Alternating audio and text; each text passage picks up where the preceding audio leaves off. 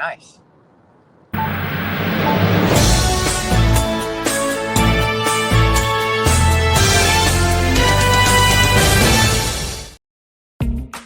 There we go. PT Breakfast Club live on this Tuesday. What do you think of the new graphics? We're YouTubers, Tony. Look at the swirls. It's too much even for me, and I'm overstimulated. I like this one, just the static graphic. We'll just keep that. I like them all. Whatever you want, man. It's your show. All right. You're cruising into work like a real clinic owner does, and we're talking about, what do you want to talk about? Do we go right to the Super Bowl conversation? First, no. Let's do this.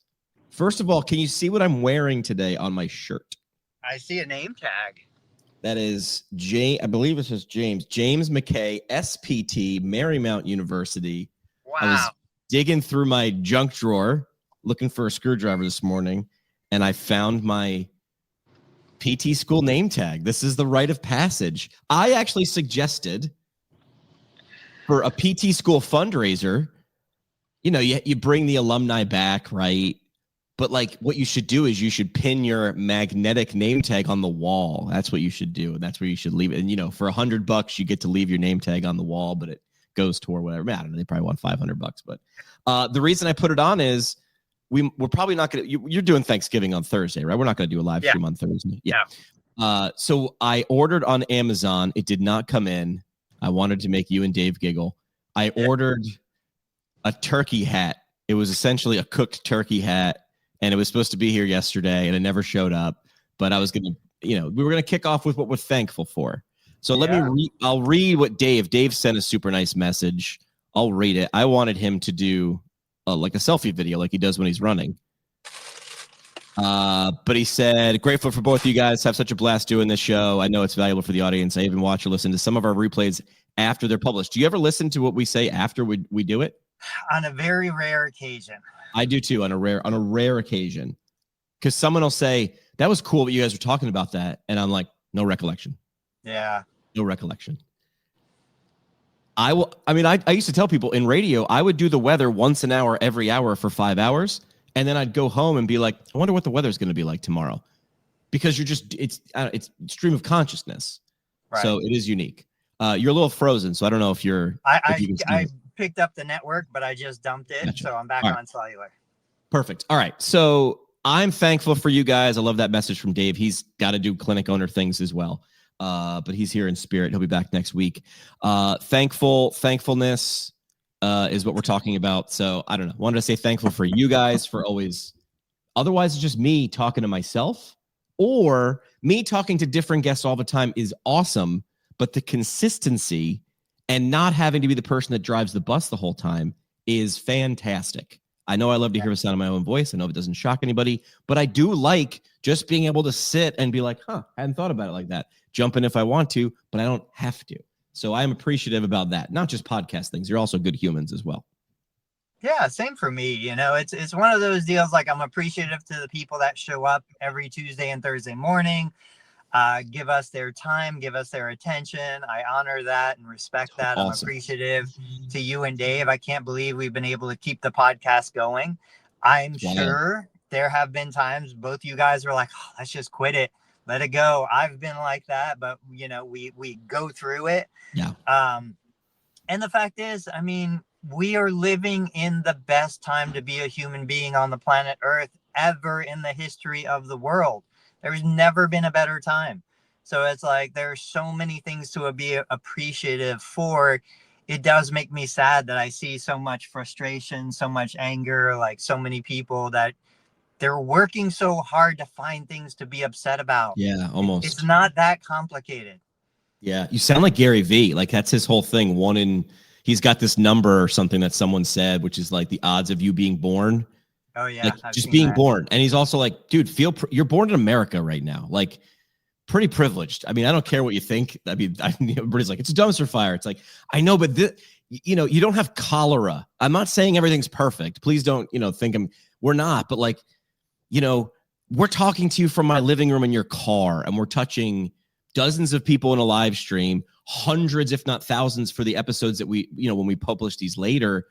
it's a little wild. So like, I mean, I heard someone say before, he said it in private, so I won't say who it was, but he's like, I see a lot of physical therapists get handed like these tools, these phones. I got a new phone, by the way. And he's like, it's almost as if you handed someone TheraBand and they made a slingshot out of it. It's like, you could be getting strong with it, but you're using it wrong. And I see people on the phones bitching. And I'm like, I get it. I bitch too. I just bitched at a hockey company because my skate broke the other day during a game. But like, I get it. You could do a lot of, there's a lot of positive things you can do with these things as well. And so let's focus on those things. With that radio segue, I mean, the talk of the town since our last live stream, I think this whole thing dropped like on Friday, and we do our live stream Tuesdays and Thursdays.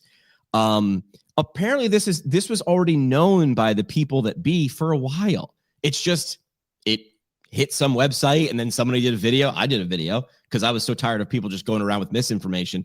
I just took the press release, threw it through AI and made a video, and I got it was my most viewed video ever. That's when you know it's a topic. Almost 20,000 views just on Instagram for this 38-second video of me explaining this big thing. So how do you break it down? What's happening, Tony? Explain it to me, even though I have the press release. So just for context, back to, I remember, I scroll through TikTok for different reasons than I scroll through Instagram, different than I scroll through Facebook and other. I get a lot of really good information from Facebook. Facebook is still my platform of choice for reasonable information. Yeah. Anyway, scrolling through TikTok, flooded with, horrible messages from frustrated people. And I start seeing this trend of, oh, my profession's not a profession and I'm not a professional, and people complaining about all that kind of stuff. So like, what are they talking about? Long story short, I do the research. I look at it from my perspective. Yes, the government's out of money. Yes, we've been operating at a deficit for, a decade and more. Yes, prices are up on everything because of inflation, because of these things, right? So there are these financial influences. This is a big thing. It's not just any one profession. And it's look, the Department of Education, which is far from like this right-wing conservative, group, says, hey, we're going to reclassify things. These are the codes. These are the rules of these codes. Based on these codes, this is where we're going to put each of these professions. And so nursing, physical therapy, all these guys got thrown into this. We're going to limit lifetime borrowing amounts. You probably know even better than me, but I'm going to say 100,000 if you're not a professional, 200,000 if you are. That's it. It's federally backed loans are limited to that on a lifetime basis. And that's it. Like, it's not anti-women, it's not anti-poor, it's not anti all of these things. Like, all of us are going to come to this, and me included. My bias is stop giving away tax dollars to, every single cause that's out there, because we can't afford it. We can't afford it. So now we hear, oh, well, students are not going to be able to afford a DPT degree. Students couldn't afford it before. It's true. We're not saying we're going to reduce the cost of the education. We're going to say you can't borrow more than you can pay back. You can't borrow more than this amount from government sources, governments, from tax dollars. You can't borrow from tax dollars.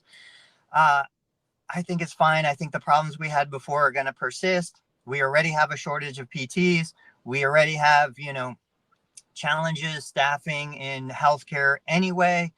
What we need to control cost.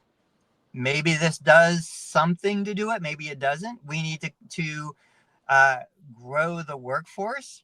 It's not going to happen in the current environment. What do you understand? You're the one that made the video. I didn't even put out a video. Yeah. So go ahead. Yeah. It's limits on federal loans. Private loans are still through the roof. I'm not saying this is going to change things for people who can afford to go to school. Here's the thing that you helped me focus on this as much. Sometimes I'm like a box of cats, right? Can you control this? Well, you can write your legislator. Great. Do that. I'm not crapping on that. You should do that, but you shouldn't do that and then and then sit there like this with your arms crossed and say, well, I'm going to wait for something to happen now. Okay, wait. The funniest one that I saw, there were a couple, you see themes through these posts. A couple of the posts were like, take action. We need to take action. We need to make a difference. We need to do things. I'm like, all right, yeah, let's see what they're going to do. Let's see what they're going to say. The action was write your congressperson. Right. That is not action. Right. That has no impact, is not in your control. Like, take It's not. action. Go ahead. That's what I wanted to say, which is by all means do that. I think you should. One of my really good friends growing up is now a state assemblyman. And I go, and he's shown me, because I help him out and I volunteer in his office. He has a spreadsheet of every email, text message, that any message that comes in, who the person is, where they live, and what their complaint is. And he shows me if a person complains 10 times, their name is on the list 10 times. He's like, this takes hours to compile, but they do it because he's like, this is what we do. By all means, do that. But then, Tony, what is this changed on the other side of the coin? The designation of by the way, from what someone explained, and we should bring someone on like Rich Severin. Rich is he just does this, and he's a smart dude. And he's there's a lot of jargon and words that get thrown around, but he's like, well, actually, and it sounds like people like Rich or Dana, who's in the comments, I'll read your comment in a second. It sounds like they're trying to like nitpick, but like you kind of have to with like words at this level. Well, actually, to get it right. So what they're actually saying is, we were never actually designated as a professional degree anyway. That's what I'm understanding. This is just saying it was sort of, we weren't designated it, but they let it slide. Now they're saying we're actually going to stick to the actual rule that wasn't a thing. So they're not taking anything away. You can't, it's like in sales. I lost the deal. You never had the deal. You never had the deal. You can't lose a deal you didn't have, right? No one came in and took anything. It also doesn't change like, and listen, I get it. Like, and I think we had discussions online, or maybe it's internal or both, which is, this is an emotional thing. Someone just talked crap about your mother. Right. Do you know what I mean? Like, right. Why does that hurt so bad? It's because it's your mom, right? Your mom is so what? No, that's why it burns. That's why kids do it on the playground. It burns. Yeah. But that's not what's happening. You're still a professional. We still love you. You still do great things. Yeah. I mean, we got the your mama's so fat jokes. My mama was fat. Like, it's going to hurt my feelings, but that's the way it was. She was. This is a situation where, like you said, I hear some people say, well, they changed the designation. I hear other people say, no, they didn't change it. They're just, this is the code. Now, one person said something really impactful, which was, this was a poor choice of words. And that's really, that triggered the emotional response. It's correct. These aren't professional. These are graduate degrees. Like, just use numbers. So nobody hears, I'm not a professional. You're still going to get paid the same. You're still going to have your titles. You're still going to have all of that stuff. This has nothing to do with those of you that are already working as DPTs. Yeah. But the media and all of that, and then again, we go into, well, this is going to suppress or repress, I don't even know what the word is, certain populations, and it's going to make it hard. Physical therapy is a rich person's profession. Because if you can't afford, like, we're all rich to begin with, rich relative to the rest of the world, rich relative to other populations. Like, the reality is we have so many of these benefits already. I understand the frustration, but taking somebody in a low income socioeconomic group and saying, hey, you can borrow $400,000 from the taxpayer to pay for a degree that's going to pay you back $80,000 a year. And if you want to have kids and a family, you're only going to be in the career for 7 years. Right. Like, that makes no sense. Yeah. Dana's in the comments. This is like sort of Dana's world. She comments a lot. I just sent her a message. I mean, she's in the comments. I'd rather just have her. So Dana, check your LinkedIn. I just slid into DMs if you want to jump on the show. David saying, your mom is so fat, her belt size is the equator. On the rock station I used to run, it was some people's favorite day of the year. Do you know the comedian Paula Poundstone? Yeah. She's like an old comedian, but she's awesome. Yeah. And she had this whole like 20 minutes on your mama jokes. And I would play them in between songs all day on Mother's Day. And mothers thought, everybody, because they're just so ridiculous. It was some of the best content we ever made because it was so tongue in cheek. But like it is, it's like your mom is so fat, her belt size is the equator. We should do that on this show. It wouldn't make any sense. 70% of our profession are females. A lot of them are mothers. It would kill our audience, but I think they'd laugh at it. Dana's saying a lot, so I want to read some of the stuff she's saying. But Dana, check your LinkedIn DMs. I did slide in there if you want to just come on and say these things.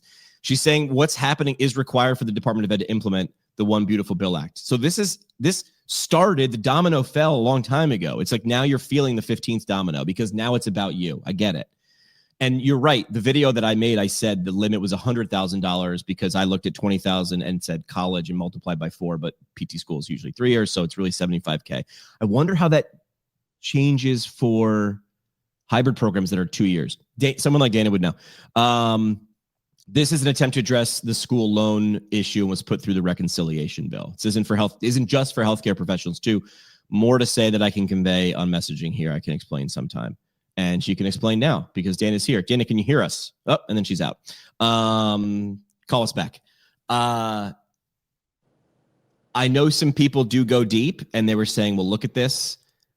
Look at all the things. They're all female dominated professions. But from what Dana's saying, it's not just for healthcare providers. Dana, can you hear me? Yep. Sorry. I popped myself off by accident. You're required. You have to say long-time listener, first-time caller. That's actually long-time listener. I think second-time caller. Yeah, she's been on the show before. We've on the show. All right. So what have we gotten right? What have we gotten wrong? So Dana, first, just for context, like explain what your superpowers are. You're a PT, but you do weird stuff in a cool way. Yeah. I work in public policy, but not specifically for physical therapy. I work in public policy for a very large organization, and I cover healthcare delivery and value-based care issues for that organization. So like I'm on the government affairs team. So this is my bailiwick, although I did have to do a little research on the Department of Education. I'm used to dealing with the Department of Health and Human Services, as we all know.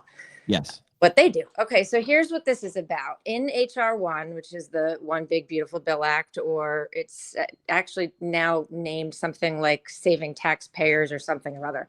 Anyway, what it did was it put this in place. It named as part one section of the bill, it designated here's a professional, here's a non-professional for the purposes of the school loan caps, the federal school loan caps that are subsidized by them. But although I really thought when I first read this, that this was mostly about that low rate that the government was offering for these loans, that may be part of it, but part of it is this is the sentiment right now around wanting to curb school loans that are taken out. I think the interesting part is, like, for many of us, I actually very much agree. I kind of follow that philosophy of the, financial planners that say you should never take school loans in excess of what you're going to make your first year. That assumes you're going to make significantly more after that as well. So it's not that what they did is illogical for our profession, but what's not a good idea, in my opinion, what we need to be careful about is who's making this determination, right? Like, do we really, and I think this is where the shtick is, do we really want the nomenclature to be defined this way, right? Professional versus non-professional. Right. And do we want the limits put on us to take these low interest rate loans, put on us through this that now has to go through rulemaking, by the way, through the Department of Ed. And like I put in the comments, the cap is not $100,000 for us. We have 25 a year. It takes us 6 years. 75. So it's only 75, right? So what happens when something is put into law is the agency that's responsible for implementing and managing that law, they have to put it through rulemaking. So the notice and comment rulemaking cycle. So something that's going to be put in place that, we don't have an option around once it's in place, it goes out for comments. The Department of Education has to go through this process. They have to get feedback. And they can, to some degree, they have the authority to shape some of the specifics. So this starts to get down a real nerdy rabbit hole, but it's possible that through the alternate definition for professional, which was thrown out there in this memo that the DOE put out, And when you kind of look at the qualifications for professional, it's possible that this can be influenced through the notice and comment rulemaking process. That being said, there is a tremendous amount of backlash by the nursing profession, Right. practitioners, and a bunch of others. There's who else was on the list? I mean, I've seen the list screenshotted 4,000 times. Nurses, PTs, OTs. Who else was on the list? NPs? Yep, NPs and PAs are not professional. So there's a certain code that designates the professional designation that is aligned with physician, dentist, etc. So you have to hit that threshold, which also requires 80 credit hours or more. And it may even require a doctoral degree. So like we have things like theology degrees are considered professionals. Right? So people very much were pointing out chiropractors and veterinarians. Right. And that's the chiropractor thing is a little unusual, but it's the veterinarians, they're doctors also. But it's not just healthcare professionals. This is lawyers are JDs, right? They're considered professionals. But the audiologists, the PTs, OTs, NPs, PAs, that's graduate degree. That's how they're making the distinction. Are you a professional or do you have a graduate degree? Understood. And this, I think we have, ironically, out of all of the possible, we probably have the best argument to make for we should be in professional status given like the step down. So anyway, so it's rulemaking. The DOE didn't do this on their own. They wouldn't be going through this process. It has to be done because it was put in place in the One Big Beautiful Bill. Yeah. All right. Give everybody a way for. I'm imagining you're going to write about this because you write on Substack and you've got channels. How do people find you and if they want to nerd out with you? I write a PT newsletter called Future Proof PT. I do a little PT podcast, but there's links in my bio on LinkedIn and you can reach out to me there. Dana Prommel Strauss, you have been now knighted our chief policy correspondent. I just knighted you that. You're also our only policy correspondent. Thanks for dropping by. Thanks. Bye. All right. Tony is frozen or he is so confused. I did not see using the word nomenclature on my PT Breakfast Club bingo card today. So while Tony figures out his Wi-Fi, or maybe it's my Wi-Fi issue. There he is again. That's a lot of information. Like Dana's an expert and she can break it down, but even some of that is like in the weeds. Like, and I love that she knows these things, but at the same time, it's like, here's what I want to get to the other side. Dana's going to Dana. The policy people are going to policy. How does this change your clinic today, tomorrow, or 6 months from now? Does it? Does not. It does not. Like, and this is where, regardless of what the classification is. Okay, so Joey Albritton put out the other day, what should the APTA be doing? Yeah. They should be dealing with this stuff, and they are, and they're out there, and this is their thing. I don't care about it. I don't think it's going to be impactful toward the future of the profession, and I don't think it's impactful toward the current profession. Right. So let's talk about, okay, you mentioned hockey, skate to where the puck is going. Wayne Gretzky, one of my favorite quotes. Like everybody who talks about the business of physical therapy and all of these different things, they're talking about today, right now. They're not making plans for like, what is the future going to look like? Now, I listened to Peter Diamandis. I can't think of what the podcast is, but he has incredibly bright minds on there. He did the X Prize. He has funding for all this innovation. Am I still frozen? No, you're good. I can see. Okay. The stuff that these guys are talking about is mind-blowing. So there are companies right now that are ready to start launching like large-scale 20,000 drones a month doing drone delivery. There are companies right now that are ramping up like user-level robots that you can bring into your house for under $20,000. Wow. That can do the vacuuming, the dishwashing, like bring me a beer, Jeeves, that kind of stuff. Come on over. Yeah. So I'm like, whenever I hear people talking about the PT and like, oh, we're going to lose staff, and we already have lost staff. I haven't hired a new PT in a decade. That is nothing new. What is it going to look like in 3 to 5 years, in 10 years? Like you're pretending AI doesn't exist. You're pretending we don't have all of the world's knowledge. in our pocket with an earbud in our ear. We're putting chips in our brains. Like, guys, come on, we can do so much more with the technology that's here right now and the technology that's coming. So from your perspective, like, what do you see 5 years from now, 10 years from now, in regards to the technology that's here and the technology that is coming? I mean, I used to be, so Cory Doctorow, do you know Cory Doctorow? He's written for Wired and Boing Boing. And he also writes fiction. So hold on, there's a reason I'm saying this. I've read some, and he writes like YA novels, but they're like near future, like 5-10 years. And I was reading about some of this stuff that's happening now 10 years ago, and go like, even the GLP-1s, he was calling that stuff. If you read some of his books, and I remember 3D printing, he was like, okay, 3D printing, got it. But what's this gonna ripple? What's this gonna ripple? He's the guy I sort of look to because he can sort of almost peer over the horizon. It's a little creepy. It was easier to read something like Cory Doctorow and Wired or his blog on Boing Boing or whatever and be able to see it, because I think you only had to look one iteration away. The stuff now, it's like it's a hockey stick. It's not even fast is not even a good word anymore. If you told me right now that you could download a SIM card into your brain and you'd have ChatGPT in your brain, 70% of the people would just be like, that makes sense. Yeah, okay. Not like zero shock. Like your shock ability is at an all-time low. It's like, yeah, not shocked. Okay, got it. Yeah, moving on. Okay, where do I get? Do I put it in my hand or my ear? Where do I put the SIM card? Got it.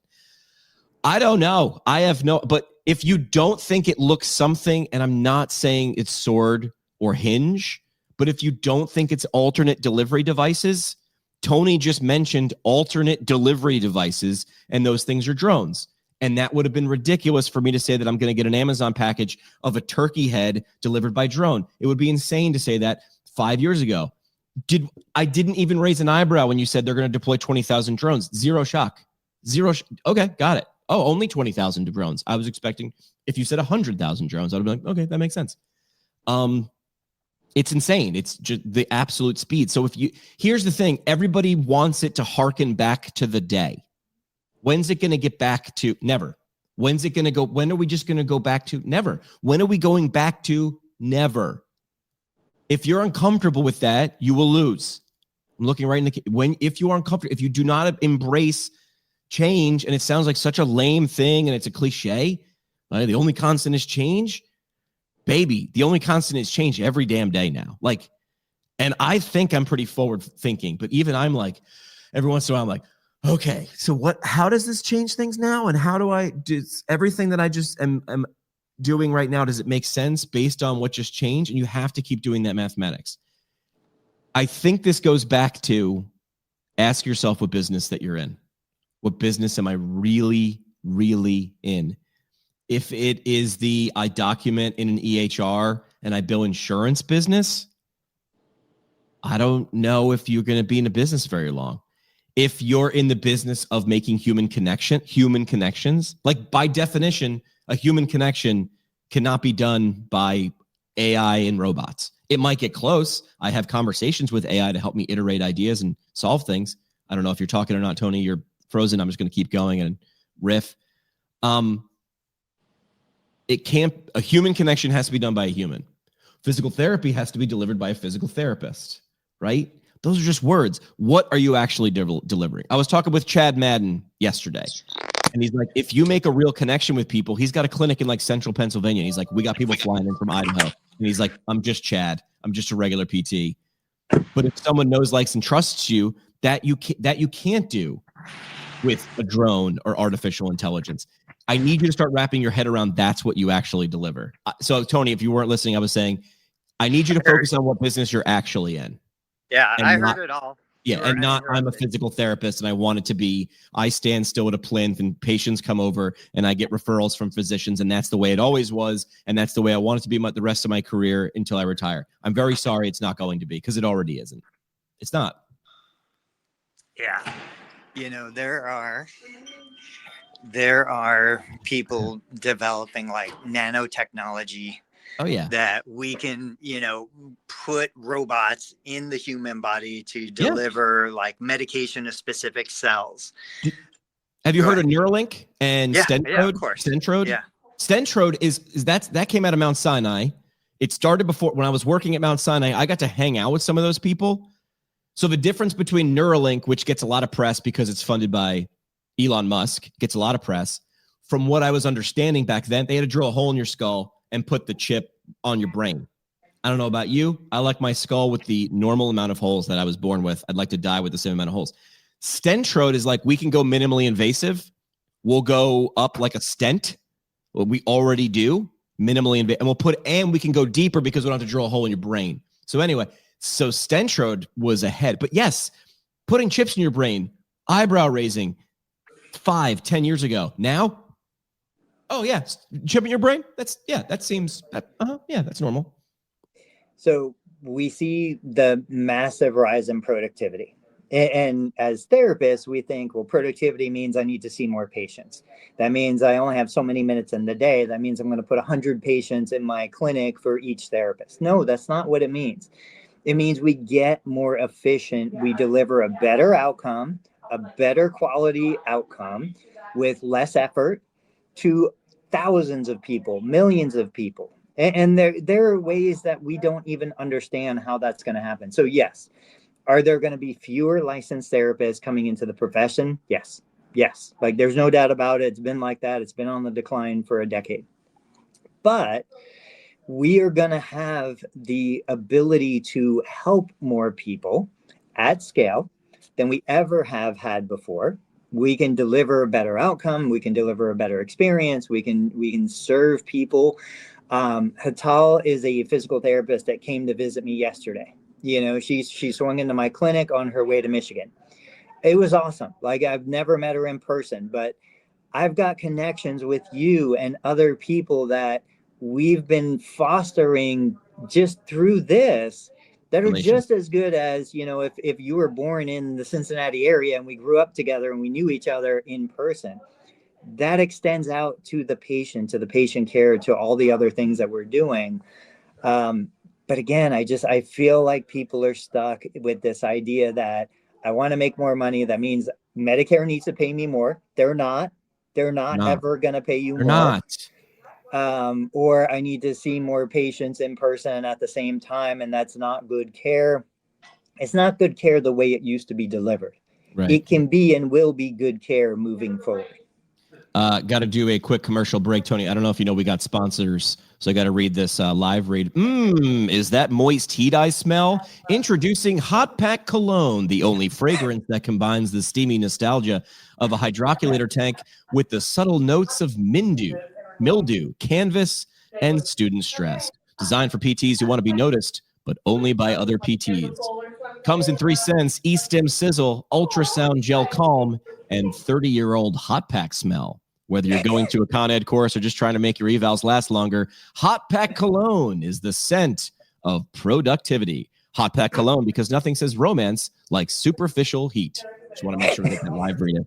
I was like, hey, ChatGPT, write me some funny parody stupid commercials that I can read during this live stream, but make it only funny to physical therapists. So that's our first official sponsor, Tony. We just got paid for that. Cha-ching. I love that. That is awesome. Can I tell you of my next crazy idea? So I'm still going forward with get the message out, right? Got fired, lost my job. And then I was like, you know what? I'm just going to open my own company because I'm one guy and I know how to do stuff, but now I'm going to make people and companies pay me to do that. So I'm going at what I want to do. I'm a small marketing agency with a big mouth. That's my tagline, but I'm hyper focused on healthcare. I'm going to stay in PT first. Maybe I'll branch out, but I want to own PT first. I'm looking for PT associations because I know their problems. I've been in and around associations for a decade. And then I want to go to businesses. Big, small, doesn't matter. I'm going to do different things because they have different problems. But it's going to involve around video, audio, social clips, because that's what I do. It's my background. It's my new thing. Here's the model. You and Dave are right. Going to associations is going to be such a long play. They're not going to swipe the credit card today. And if they do, we know what their budgets are. Except they have built-in audiences right now. They've got gravity. So that I'm attracted to them. And I'm a bleeding heart. I want them to survive. They're good people. They're made up of good people. I don't like the APTA. Point to an APTA member you don't like. Well, I like everybody in it, but I don't like then you don't dislike the APTA. You dislike that they're not doing what you want them to do or whatever. But I like the small parts of APTA, the state chapters, the academies. Here's my offer. Tell me if you can say no to this offer, honestly. Tony, you run APTA Ohio because you're in Ohio. You're the executive director. You're the president. Tony, we both agree you need video, audio, social content, webinars. You don't deliver that enough. Can we agree on that? You'd like to do more. Yes, Jimmy, yes. Let's agree you don't have the bandwidth, the tools, the training, the time to do that at scale. Correct. Let's also agree that you can't afford to hire me full-time. I'd be too expensive. Correct. But I'm valuable. What I have is value. It will provide value. Yes. What if I said we work together? I don't start working until I secure sponsorship that pays for me and puts money in your bank. Risk reversal offer, 100%. So here's the model. I'm just going to give it away. I'm calling APTA chapters now, and that's my pitch on the email. These are people I already know, so I'm not cold selling them. Listen, we've talked about this before. I want to make videos for you. I want to make you known. You know I can do it because I've been doing it for a decade. But we also know it's going to cost something. And you're like, but budget. And I don't think you're lying because these are all nonprofits. I can look up their 990s, right? But I also know, I was talking to an organization yesterday, decent sized in APTA. And I was like, help me understand what you do. Like, because there's lots of things I don't see. Well, they got down the list. Like, we have a 2-day conference every year. Oh, in person? Yes. Does it make you money, break even, lose money? We make money. We're not millionaires, but we make it. It pays for itself and then some. Show me, bring it up on screen. What's the media kit look like if I'm ATI or Spear or Jag or Hyperice and I want to sponsor this? They brought it up. The prices were good. Like they were charging. They were putting it out there. And I go, what do you got? 10 sponsors? 50. Hold on a minute. You got 50 people paying on this scale, and they don't argue because they show up. They show up year after year. Yes. Are they happy when they leave? Yes. If you right now to give you money for that next year in 2026, yes. Are you giving them away to give you money the other 363 days a year? Dead silence on the phone. Well, they can sponsor our newsletter. Is your newsletter any good? No. They can sponsor that. They have a media kit. Sponsor us now. Do you even call these organizations the other 363 days a year to ask them? No. I'll do that. I will eat what I kill. I will make the money to pay for me what I think I'm worth and leave you margin. Do you think anybody will say no to that? Should they say no to that? No, they should not say Some no. of them will, Double though, negative. Yeah. But people always find a way to say no. I know. The definition of insanity is doing the same thing over and over and expecting a different result. Now, I get it. It's the same in the physical therapy clinic. It's the same in the fitness world. I'm going to lose weight. It's January 1st. I'm going to start a new diet. I'm going to start a new exercise program. You have failed 20 years in a row. No. You are gun shy to do it again. And this is the reality. Like, I get a constant stream of people saying, don't pay me. Let me do your YouTube channel. If we make money, we'll do a revenue split. No, I say no every time. Why? Huh? Why do you say no? Same thing. It's I don't expect you to succeed. That's the reality. I don't expect you to succeed. And I'm going to lose not the money, but the time and the effort and the frustration of having to go through this whole thing again just to see you fail, just to waste my time, just to be in the same or worse place in the future than I am today right now. That is why people say no to marketers. That is why people say no to SEO. That is why people say no to so many of these kinds of things. Because even though it's not a monetary cost, it's a time commitment. They're still going to have to talk to you, answer your questions, People like talking to me. Confront the reality, right? Right. I have to get on the scale. I have to see that I gained 20 pounds when I think I only gained 10. Like, these are insecurities that people don't want to face. That's the challenge for you. That's the challenge for our clients. Do you think I could have any success with this? Tony's literally answering phones, right? I love this. I love the fact I'm a clinic owner, man. That's what I do. Do you think if I found 5 to do it, I could support myself and them? Yeah, 100%. So again, just like in my clinic, can I get 5 people to come in to say yes to a $1,200 package for weight loss and orthopedic care and feel better and stronger joints? Yeah. And some of them are going to. I might need to get 100 through the door. Oh yes, to get 5 who are in so much pain that they're absolutely, the pain of making the commitment is less than the pain of just persisting. And that's where we are. 5 years ago, 2 things were not true that are true today. 1, I had to explain why creating content was important and valuable. I don't have to do that anymore. It's 2025, 2026. I don't have to do that. 2, their revenue is flat or declining, and these organizations are starting to panic. And I have been saying this for 2 years. I don't know if they're going to be around in 5 years. Some people have told me 5 years is not it's not 5, it's less. Unless we do something. So now it's like the perfect imperfect storm. You have the pain of the feet to the fire, and the solution that I'm proposing is not as wild and extreme. I can point to other organizations doing it and go, I'm not reinventing the wheel. Let's do that like them. Like I always like to do that too. And I forget, I think it was Rory Sutherland who's like, give me the Uber of, if I said to you, I'm going to create the Uber of pharmacies, you're like, got it. It's like it delivers to me. Got it. The Cadillac of, that says prestige. The Uber is like the utility of it. Cadillac is like, we're going to be the Cadillac of lawn care services. Oh, got it. You're going to do bougie. And it automatically tells you what you expect it to feel, taste, and smell like. So that's my pitch. Because before I was just like, I'm going to knock on the door and be like, this, you need this, this. You know it's worth this. I'll discount my prices and charge you this. I charge them this or this. They're like, we don't have it. Right. I think you are sitting on a field of gold. Weren't we talking about the field of diamonds? Was that you? Oh, the field of diamonds? So. I think that was, I do a lot of interviews. So the field of diamonds thing was, this guy was like, this guy in Africa was all about like, he owned a farm, and he's like, I'm probably going to hack up this analogy and someone's going to fix it, but he owned 10 acres and he's like, I'm going to sell the 10 acres and then I'm going to explore Africa looking for diamonds. When he sold the farm, you know where this is going. Turns out there were diamonds on his own land and he sold it for pennies on the dollar. So I think associations are sitting on something valuable. I think they're not. They're trying to do the same thing over and over again and did get a different result. They tell me that their main revenue driver, I'm telling you, you're not in the membership business. If you were, dues need to be way higher, but the dues need to be doubled, but the value needs to be 10x'd. They're not doing either of those things. They're not increasing dues, but they're not increasing value.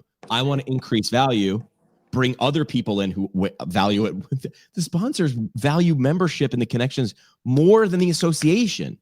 They understand it better, right? But associations are going to associate, businesses are going to business. That's right. What I'm banking on. I'm banking on the associations let me in, and I get to be the intermediary going, what you have is a gold mine. Just be you, association. Business, you want access to these people? Yes. What's a fair price? This. Is that cool with you? Yeah, great. I get paid for working because I'm going to work and bring on other people to work. And then we all win and everyone just walks around laughing to the bank and laughing every year at our, gala or whatever we do, because now we have money to actually fund the things the associations need. Anyway, that's my pitch. Go ahead. Here are two objections that I see right now. One is, I think your personal connection in some ways works against you. Oh, crap. Why?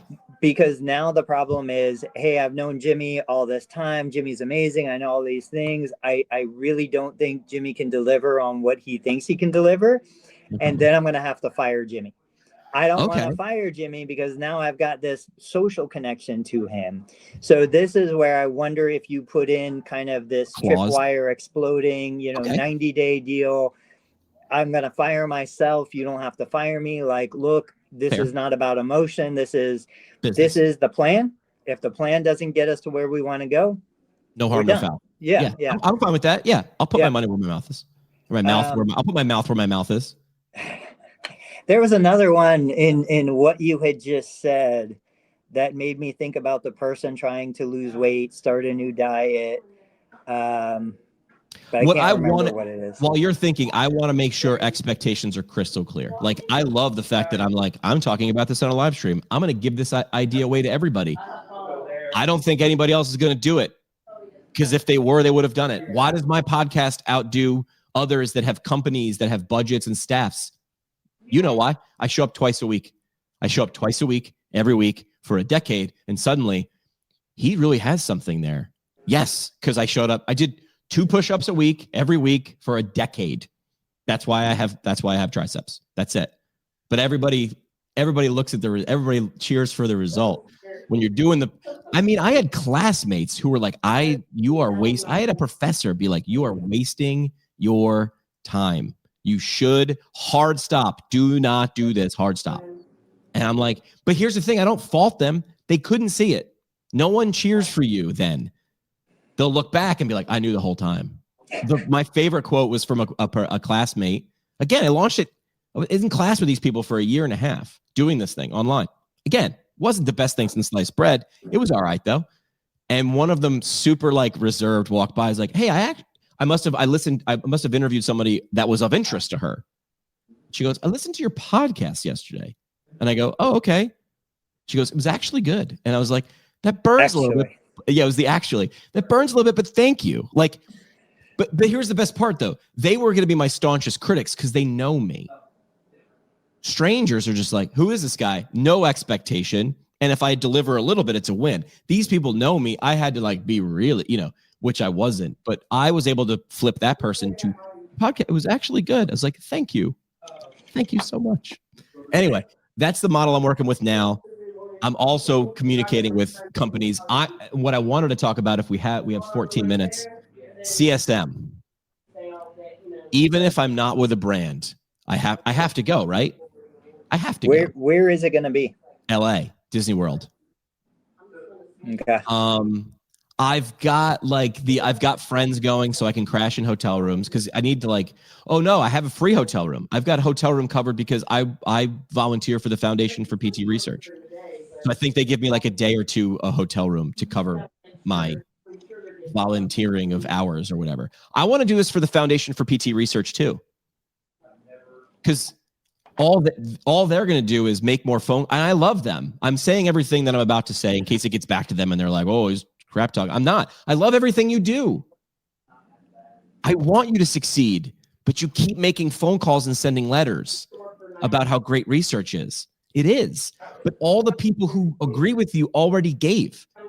I want to talk to the other people who don't know you exist. That pool of people is larger. Give them a better value prop and they will throw money at you. So I want to do it for the foundation too. Same model. This is also like why I think I can scale this is I'm going to do the same 4 things over and over and over again. I'm going to have a process so I can turn an episode or a video or a webinar around. When can you do that? Tomorrow. I would love to get to that problem where it's like next week, but as I grow, I'll just hire more freelancers. Right now I got one dude. I got a Drew. As I grow, I want Drew to have 3 people under him. We'll get there. And growing isn't the goal. The goal is impact. What does Drew want to do? Drew wants to shoot things. Drew's a shooter. Drew's an A+ shooter and a storyboarder. He's a B+, A- editor, not because of lack of skill, because he'd rather have a camera in his hand, and I get that. So he'll shoot a wedding and he'll put things on video, and then I have told him hire someone to edit that. Find one great editor that all they want to do is edit. They never want to leave their couch. Find your counterpart so you can shoot 2 weddings while they're editing your first. So Drew wants to shoot. Drew's not a PT, but he's been around it long enough that he's like, I get it. You guys do cool stuff. And Drew was young when I started working with him because it was like 6 years ago. And I remember being like, because we worked together at Fox. And I remember thinking, I'm going to have to like not micromanage, but I'm going to have to tell him exactly what to do because he's young. I was wrong. Our first project together, I was like, okay, so I need you to do this, and then stand over here and do this. And he paused and he was like, I see what you're trying to do. Visually, if we did this, I think it would actually achieve what you want to achieve. And I was like, oh, I don't have to babysit you at all. Hey, congratulations. Just tell me where to stand. I know how to do the microphone-y thing. Tell me where. And then I was like, this is great. This is great. You know what we have the same vision, but I'm not going to tell you what to do. Okay, great. Brain off. I now can focus on me things, and Drew focuses on Drew things.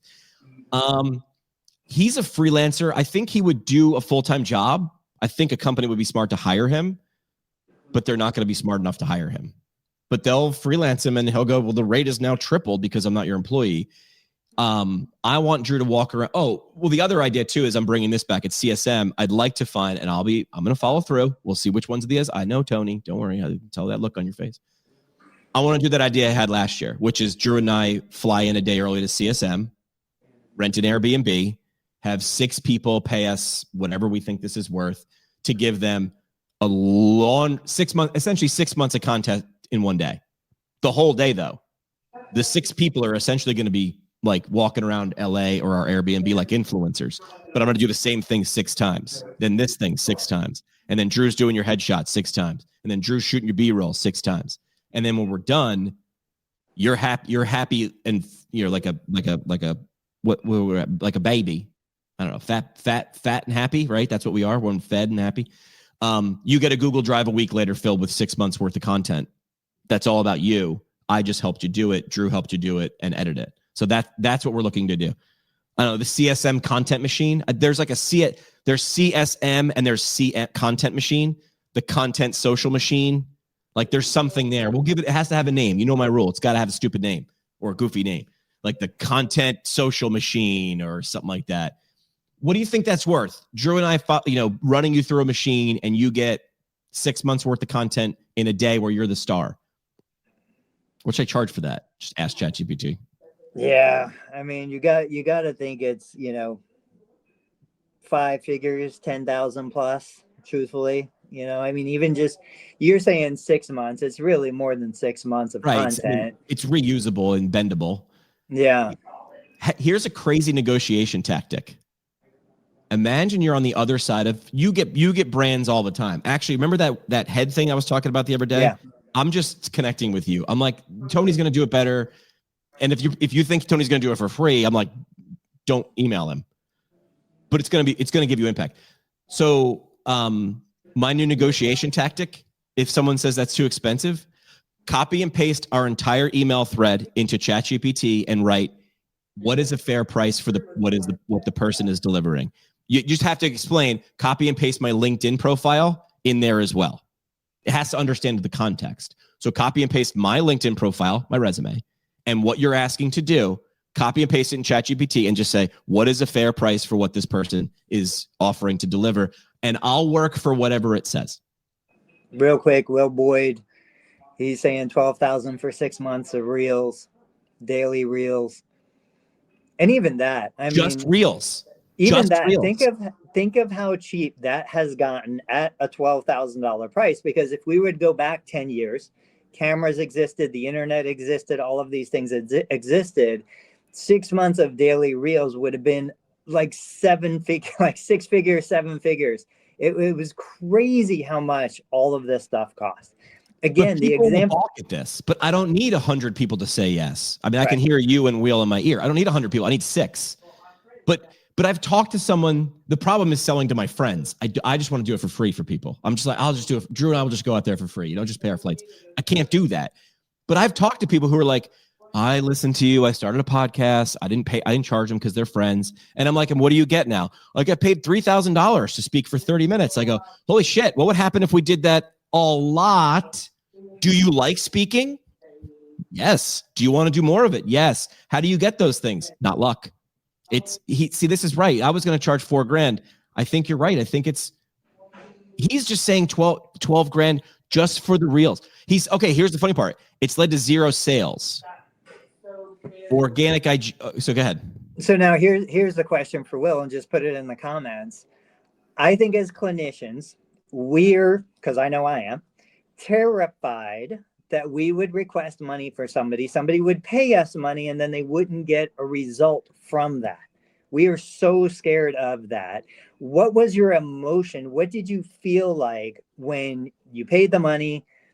Ultimately, it led to 0 sales. I'm sure there was other benefits from it, but my biggest nightmare is that even in my clinic, somebody comes in here, spends an hour with me, leaves and says, that was a waste of time. Even if they didn't pay me anything. I can't stand that, outcome happening. He says cost of doing business.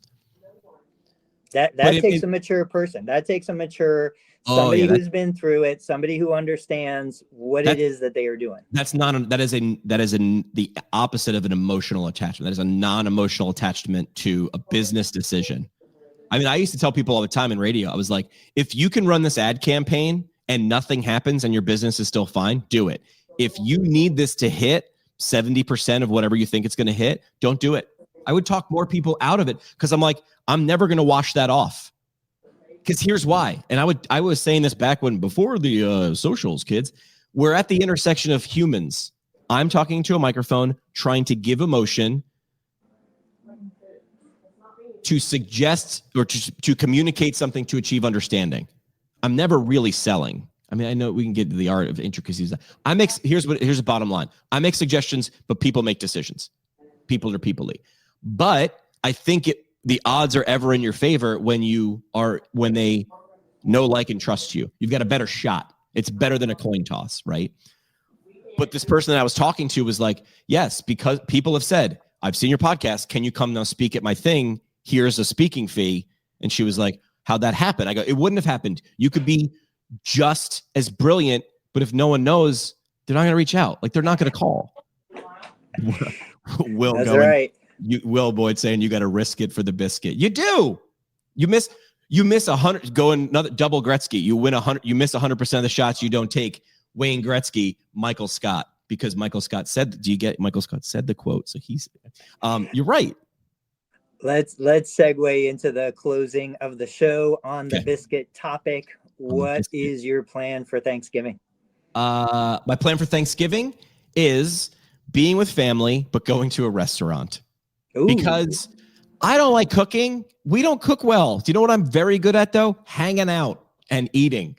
Super good at that. I'm top notch. So we're doing that, but we are getting family together, and everybody's sort of at the age where we're like, listen, we've done it. We just want a turnkey. So we're just going to a restaurant. How about you? Are you doing put the bird in the oven at 6 a.m.? I am. So our deal, my wife, huge family, 14 siblings. A lot of us get together, Thanksgiving, Christmas, New Year's. That's an experience, man. Our tradition. So we get about 30-ish people that go run the turkey trot. So we will wake up, we'll put the turkey in the oven. We'll go run the turkey trot. We'll come back. We'll make a couple sides. We'll go to my brother-in-law's. The kids will play out back all day, from wiffle ball to football to whatever. We'll hang out. The thing that... Oh, you froze, dude. Right in the middle. I feel like we're getting to the emotional crescendo. Say it again. I remember holding babies when I first came into the family that are now married with their babies, and I'm holding their kids. Like, it is just insane, and it feels like it was yesterday. Yeah. So that's it. That's what we're doing. Yeah, I posted a picture this morning of like me on my grandmother's lap, and I was like 3, and it's just weird. It's like, hey, people grow up. Hug a friend, hug a family member, take a photo. Keep it on your phone, back it up, put it on Google Drive or something, and then take the same photo, same spot. I love those pictures when they do the same people in the same outfits. Yeah. I'm a sucker for those things. Yeah. Why am I a sucker for those? Because it's transformation. That's what you're actually showing, not telling, right? All right, go hug people, be grateful. We're grateful for you listening. Otherwise, it's just Tony and I talking to each other. That wouldn't be that bad, though. But it's nice when we get people like Dana and Will and David Rowan and Rowan chiming in. So appreciate. David, you owe me a phone call because I'm pitching my idea that I just pitched to Tony to you. That's the whole idea. Come tell me why I'm wrong. We're off Thursday. You should be off too. We'll see you next week. Tony, go have fun at your clinic, man. Thanks for all right. See you guys.